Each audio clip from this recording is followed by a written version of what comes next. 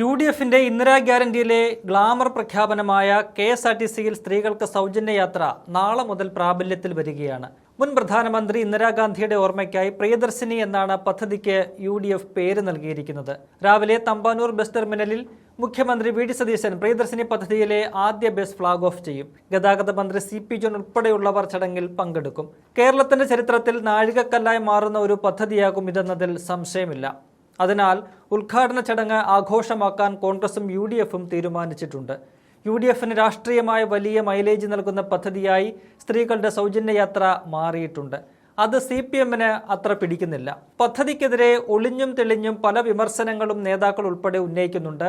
എന്നാൽ സ്ത്രീ ശാക്തീകരണത്തിന്റെ കുന്തമുനയാകുന്ന പദ്ധതിയായതിനാൽ പൂർണ്ണമായി എതിർത്ത് രംഗത്ത് വരാനും കഴിയാത്ത ധർമ്മസങ്കടത്തിലാണ് CPM. എന്തായാലും പദ്ധതിയുടെ ഉദ്ഘാടന ചടങ്ങ് ബഹിഷ്കരിക്കാനാണ് CPM ഇപ്പോൾ തീരുമാനിച്ചിരിക്കുന്നത്. CPMന്റെ MLAമാർ ചടങ്ങിൽ പങ്കെടുക്കില്ലെന്ന പാർട്ടി സംസ്ഥാന സെക്രട്ടറി MV ഗോവിന്ദൻ പ്രഖ്യാപിച്ചു കഴിഞ്ഞു.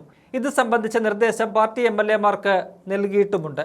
ഇതിന് പറയുന്ന കാരണം വളരെ വിചിത്രമാണ്. എല്ലാ ബസ്സുകളിലും സൗജന്യ യാത്ര നൽകുമെന്നായിരുന്നു UDFിന്റെ പ്രഖ്യാപനം. എന്നാൽ ഇപ്പോൾ നാമമാത്രമായ ഓർഡിനറി ബസ്സുകളിലേക്ക് മാത്രമായി അത് ചുരുക്കിയിരിക്കുന്നു. അത്രത്തോളം സൗകര്യം കൊടുത്തതിനെ ഞങ്ങൾ എതിർക്കുന്നില്ല. പക്ഷേ മലബാറിലൊന്നും ഇതിന്റെ പ്രയോജനം ലഭിക്കില്ല. നിങ്ങൾ പറയുന്നതല്ല പ്രവർത്തിക്കുന്നത്. നാളെ നടക്കുന്ന ഉദ്ഘാടനം ആളെ പറ്റിക്കുന്ന പണിയാണ്. അതിനാൽ ചടങ്ങ് ബഹിഷ്കരിക്കുമെന്നാണ് MV ഗോവിന്ദൻ പറയുന്നത്. എന്നാൽ ഗോവിന്ദന്റെ പ്രതികരണത്തിന് ചുട്ട മറുപടിയാണ് ഗതാഗത മന്ത്രി CP ജോൺ നൽകിയിരിക്കുന്നത്. വിനാശകാലേ വിപരീത ബുദ്ധിയെന്നാണ് CPMന്റെ ഈ തീരുമാനത്തിന് ഗതാഗത മന്ത്രിയുടെ പ്രതികരണം. തെറ്റായ തീരുമാനമാണ്, തെറ്റ് തിരുത്തുമായിരിക്കും.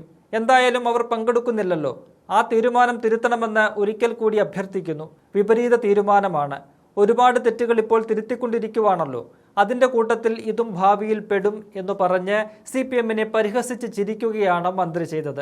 സംസ്ഥാനത്തെ എല്ലാ വിഭാഗം സ്ത്രീകൾക്കും പ്രയോജനപ്പെടുന്ന ഒരു പദ്ധതിയോടാണ് CPMന്റെ ഈ സമീപനം. അതും ഒരു കഴമ്പുമില്ലാത്ത കാരണങ്ങൾ പറഞ്ഞ്. പദ്ധതിയുടെ ആദ്യഘട്ടമായാണ് ഓർഡിനറി ബസ്സുകളിൽ സൗജന്യ യാത്രയെന്ന് സർക്കാർ വ്യക്തമാക്കിയിട്ടുണ്ട്. 100 ദിവസത്തെ പഠനത്തിന് ശേഷം കൂടുതൽ ബസ്സുകളിലേക്ക് പദ്ധതി വ്യാപിപ്പിക്കുന്ന തീരുമാനം ഉണ്ടായേക്കും.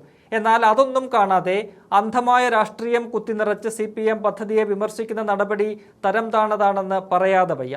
സംസ്ഥാനത്താകെ KSRTCയുടെ 3125 ഓർഡിനറി ബസ്സുകളിലാണ് സ്ത്രീകൾക്ക് സൗജന്യ യാത്ര ലഭിക്കുക.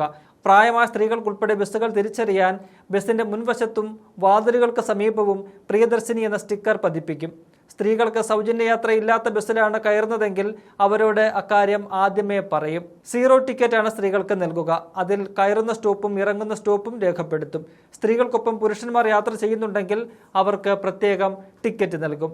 പദ്ധതി നടപ്പായി കഴിഞ്ഞാൽ സംസ്ഥാനത്തെ ജോലിയുള്ള സ്ത്രീകളുടെ ശമ്പളത്തിൽ 15 മുതൽ 20% വരെ വർധന ഉണ്ടാകുമെന്നാണ് മന്ത്രി CP ജോൺ പറഞ്ഞത്.